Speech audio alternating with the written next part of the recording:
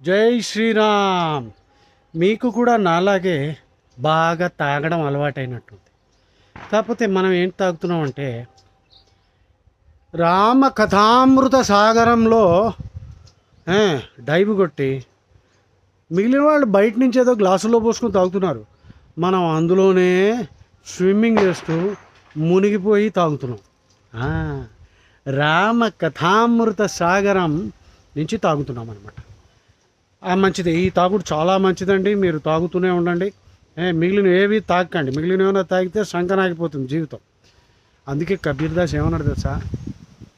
గంజా భంగ్ హఫీమ్, గంజా భంగ్ హఫీమ్ ఉతర్ జాత్ పర్భాత్. గంజా భంగు హఫీమ్ అంటే ఓపియం. ఇవన్నీ తాగితే పొద్దున్న కల్లా దిగిపోతుందండి. హ్యాంగ్ ఓవర్లు కూడా వస్తాయి.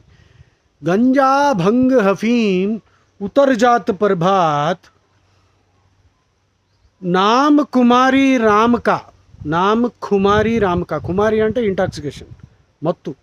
నామ్ కుమారి రామక ఛడీ రహే దిన్ రాత్. రామ అన్న డ్రగ్ తీసుకున్నాం అనుకో, మత్తు ఎట్లా ఎక్కుతుందంటే అది దిగదంట. రామ కథామృత సాగరం అన్న ఒక డ్రగ్ ఉంది. బాగా తాగండి, రోజు తాగండి, ఎప్పుడు తాగుతూనే ఉండండి. మిగిలిన పనులు చేస్తూ ఉండండి. అన్నీ రాముడి కోసం చేయండి. జై శ్రీరామ్.